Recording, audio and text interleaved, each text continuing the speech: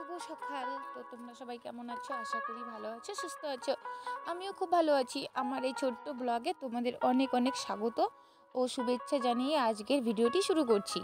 তো সকালবেলা উঠেই দেখো উঠান ঘর লেপে ঝাড়ু দেওয়া হয়ে গেছে। আর আজকে বাড়িতে একটু পুজো করব বলে দেখো উঠোনে মানে উনুন বানানো শুরু করে দিয়েছি। মানে আজকে যে পুজোটা আমাদের এটা হচ্ছে বাস্তু ঠাকুরের পুজো। তো আমরা সেই পুজোটাই করব। তো এই পুজো করতে গেলে দেখো সবার আগে কিন্তু আমাদের উঠোনের মধ্যে ছোট্ট করে উনুন বানাতে হয়। সেখানটায় কিছু চাল ফুটিয়ে ঠাকুরকে ভোগ দিতে হয় আর কি, ঠাকুরের ওখানে রাখতে হয় আর কি। আর এখানে দেখো আমি ঠাকুর বানিয়ে নিচ্ছি মাটি দিয়ে, খুব সুন্দর করে ঢিপি করে নিতে হয়। তারপরে কিন্তু এখানটা দেখবা ফুল দিয়ে সুন্দর করে নিয়েছি। আর তখন দেখতেও অনেকটাই সুন্দর লাগে। আর এত সুন্দর লাগে বলার মতো না। তারপর তো কাকু এসেছিলো, কাকুর সঙ্গে গল্প করতে করতে আমার এখানে উনুন বানানো হয়ে গেছে, ঠাকুরটা বানানো হয়ে গেছে। আর লেপে নিচ্ছি 4-5টা। লেপা হয়ে গেলে কিন্তু আমি ঠাকুরের ফল কাটা শুরু করে দিব। আর এদিকে তো অর্পিতাকে বলেছি ফুলগুলো তুলে নিতে। ও হয়তো কিছু ফুল তুলেছে, যদি কিছু কম পড়ে আবার তুলে নিব, চিন্তা নেই, যেহেতু আমার বাড়িতে অনেক ফুল আছে, অসুবিধা হবে না। তো এই ঠাকুরের পুজোর জন্যই কিন্তু আমার এত ফুল বোনা, অনেক ফুল লাগে তখন। আর এই যে দেখো আমি একটা খড়ি দিয়ে পারশোলা দিয়ে কিন্তু সুন্দর করে ঠাকুরের একটা মাথা আর দুপাশে 2 হাত বানিয়ে নিলাম। এভাবেই বানাতে হয় ফুল দিয়ে। আর তারপরে চারপাশে কিন্তু ফুলগুলো মাটিতে সব গেঁথে গেঁথে দিচ্ছি সুন্দর করে। তো 4-5টা যখন হয়ে যাবে দেখতে পারবে অনেকটা সুন্দর হয়ে গেছে আর দেখার মতনও। তো এগুলো কাজ করতে অনেকক্ষণ সময় লাগে। তো এখন কিন্তু বেলা দুপুরই প্রায় হয়ে গেল, 12টা 12:30 নাগাদ হয়ে গেছে। তো এখনও ব্রাহ্মণ আসেনি, তো একটু দেরিতে আসলেই ভালো হয়। আমরা কিন্তু খুব চটপট করে দৌড়ে দৌড়ে কাজ করছিলাম হাত চালিয়ে, কারণ বাড়ির সমস্ত কাজ এখনও পড়ে আছে। ওই যে আমার বড়দি, আমার দিদা আর অর্পিতা মা, এরা তো শুধু এই ঘর ওই ঘরে দৌড়াদৌড়ি করছিল। আর বড়দি যেন কি চাচ্ছিল আমার কাছে, তাই জন্য ওকে দেখিয়ে দিলাম ঘরে রাখা আছে। তো তারপরে কিন্তু আমি এখানটায় ফুল গাচ্ছিলাম। তো দেখছি ফুল অনেক কম হয়ে গেল, আরও লাগবে। তখন বড়দিকে বললাম, বড়দি দৌড়ে চলে গেল ফুল আনতে।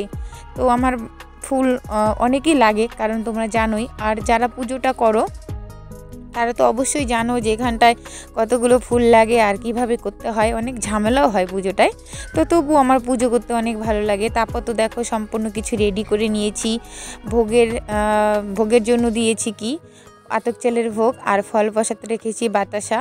আর এই যে ব্রাহ্মণ দাদাও চলে আসে, আর ওই হাঁড়িতে কিছু দুধ দিয়েছি, দুধের মধ্যে চাল দিয়ে ব্রাহ্মণ দাদা কিন্তু জাল ধরিয়ে নেড়ে দিয়ে গেল। তো আমাদের বাড়ি এভাবে রেখেও চারপাশের আমার কাকি বাড়ি, দাদু বাড়ি, সবার বাড়িতে এভাবে পুজোটা করে নেয় আর কি, তাহলে দাদাদের একটু এগিয়ে যায়।